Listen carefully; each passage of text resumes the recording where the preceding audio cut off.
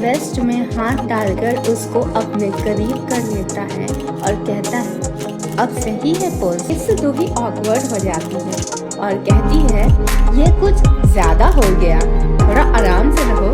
Guan कहता है तुमको हमेशा कुछ ज्यादा ही चाहिए रहता है। इसको देखते हुए बोग्योल बोलता है डायरेक्टर गु वॉन सबसे बेस्ट है।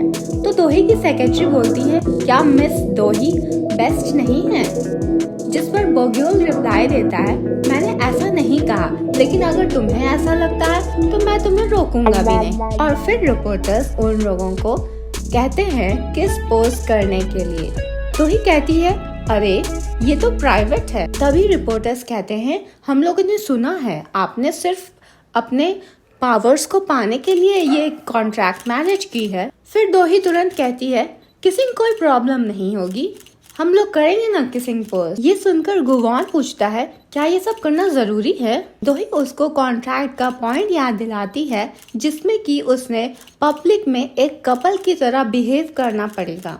गुवान कहता है चलो ठीक है हम लोग करते हैं पोज।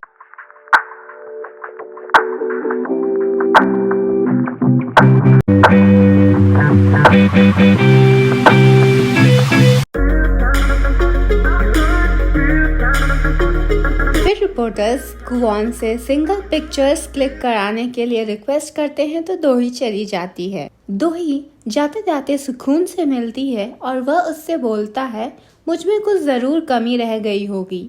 वह बोलती है तुम एकदम परफेक्ट हो, लेकिन तुम मेरे लिए एक फैमिली के जैसे हो जिस पर मैं हमेशा भरोसा कर सकती हूँ। सुकून कहता है गुआन भले ही सबके साथ रूडली बिहेव करे, लेकिन तुमको सबसे अच्छे से ट्रीट करता है। दोही कहती है गुआन को मैं शब्द में डिस्क्राइब नहीं कर सकती कि वो अच्छा है या बुरा है। तब तक मिस सिन कार लेके आ जाती हैं और गुआन दोही और सुकून को बात करते देखकर आते ही कहता है दोही से बेबी घर चलो। दोही सरप्राइज हो जाती है और पूछती है तुमने मुझे बेबी कहा? गुआन प्यार से कहता है तो क्या मैं तुम्हें हनी बुलाऊं?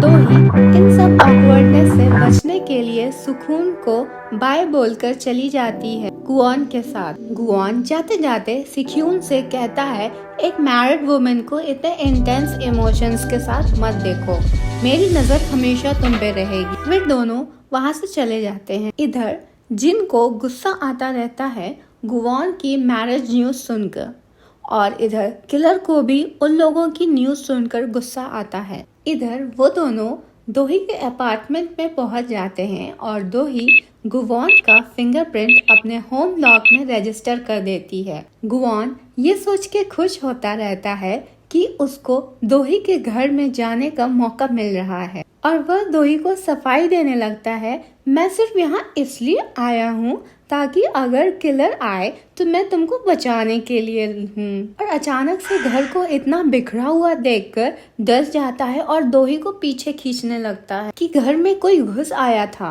तो दोही कहती है मैं इतने दिन से सारे अरेंजमेंट करने में इतनी बिजी थी कि मैंने घर का ख्याल ही नहीं रख पाई।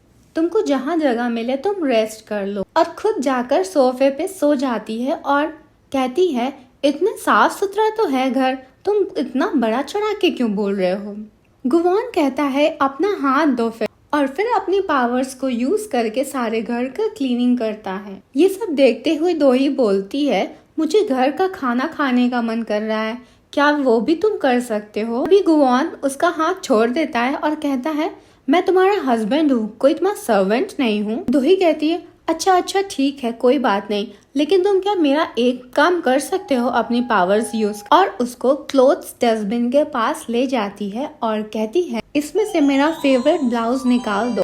फिर वो अपनी पावर्स यूज करके उसका ब्लाउज डस्टबिन में से निकाल देता है। दोही अपना फेवरेट ब्लाउज लेके चली जाती है और गुआन उसको देखकर सोचता है ये तो मैंने कहीं देखा है, लेकिन सारा एक्स्ट्रा कपड़ा जो जमीन पे गिरा हुआ होता है वो गुआन को ही वापस बॉक्स में डालना पड़ता है। इधर सुकून अपने ऑफिस में हियो मायोंग डेली न्यूज़पेपर्स वालों से कॉल करके रिक्वेस्ट करता है कि उसको सुम्बोल फाउंडेशंस का एक आर्टिकल मिल सकता है क्या, उसको इन्वेस्टमेंट करनी है उस कंपनी में। फिर सीन शिफ्ट होता है दोही के फ्लैट में जहां वो अपने वॉशरूम में बैठ के फ्लैशबैक में सोचती रहती है कि दो ग्योंग उससे बोलता